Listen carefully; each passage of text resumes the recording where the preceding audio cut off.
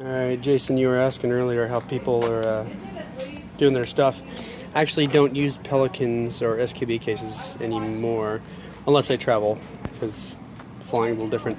But I've got this DeWalt case, and it actually rolls out quite nicely. When you pull this handle, the whole top slides back, and the wheels roll. So the front doesn't try and slide and not want to slide and scrape at the bottom.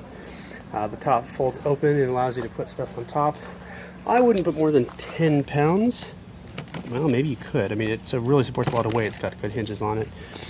But push that button back there when this is closed and the whole handle mechanism comes up. This is the handle mechanism, which is also the legs when it's not extended. So anyway, in mine I have this tub here. You can see how deep it goes. Is where I put my sound bag and everything fits in nicely. I store other stuff I don't use a lot down here. I have a firewire cable just in case. Extra XLR 25 footer. The boom holder, Cardellini goes in here. Slate will go in on the side. So it actually fits in quite nicely. And now that I have the smart slate, it fits in on the side. You can't really see that very well. Bad light. But it comes in here. Fits in nicely, doesn't, the bag literally fits that spot and comes about this high, gives you much room, and then the harness folds over and the headphones kind of sit off to the side, works very well. All my neoprene packs are in here on the sides. These are all waist and thighs, these are all ankles, standard cables you use on a daily basis, TRS 1/8 1/4 stuff like that, nothing really special. All that is actually down here. I have my timecode cables. This is the XLR to TRS, stuff like that.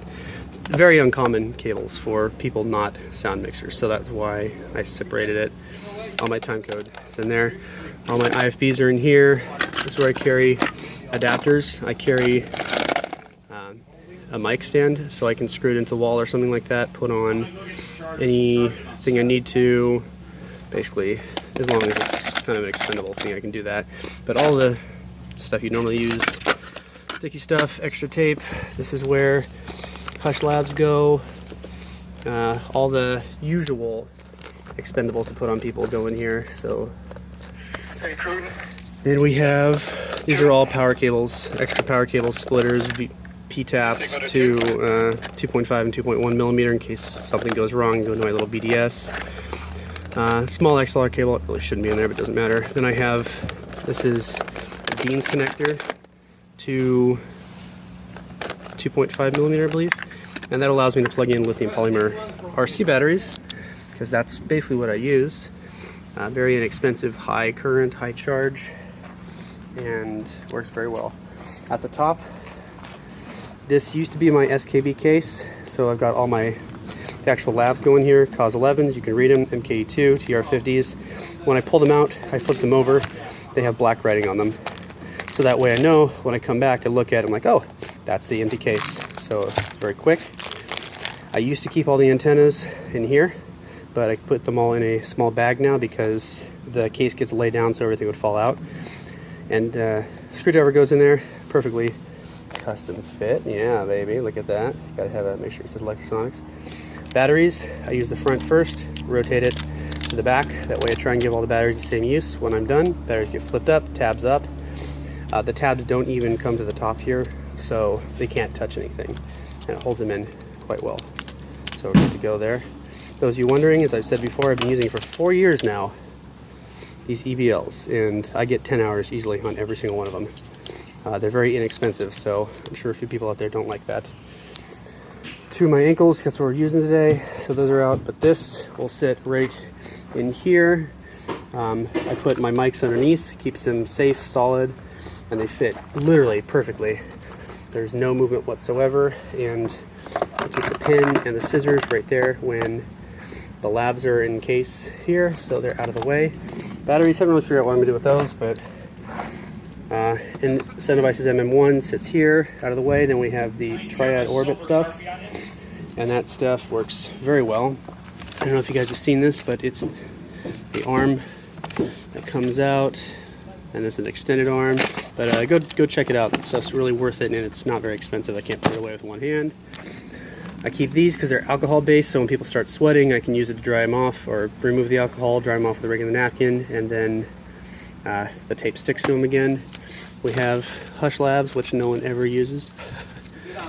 Extra battery sled for the Slate, which is exact same size for the Nomad. So I think I'm going to put a whole bunch of rechargeable batteries in there so I can swap it and mount my Nomad. Then we have Hush Heels. I have not used those yet. They're quite expensive. And in there we have an extra Miracle Whip antenna, just in case. Extra 2.4 gigahertz antenna for the Nomad, for when the giant one breaks. Just so you guys know how I do it. I screw it in through this D-ring, and that keeps it from flopping back and forth. Also keeps it from resting on that antenna. It gets close, but it doesn't hit it. And it also keeps it off the cable. Those of you with Nomads probably know that you can actually hear the time code, or just basically 2.4 spray coming into the cable if your antenna is touching your headphone cable. It does do that. It sucks a little bit, but I have to deal with that.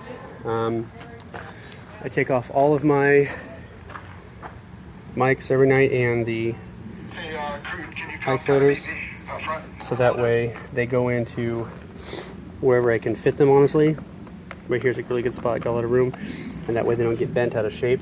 And all of the wind protection goes into a spot as well. Everything goes in the exact spot every single day, so that way I don't have questions of where it's going, and it moves really fast.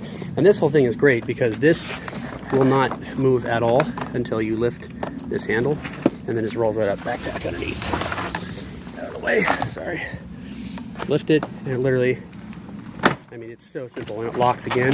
If you want extra locking, you can actually pull this on both sides, and it doesn't move at all. It's really, really solid. It's about $100 at Home Depot. I recommend getting it. And so that's it. All right, guys.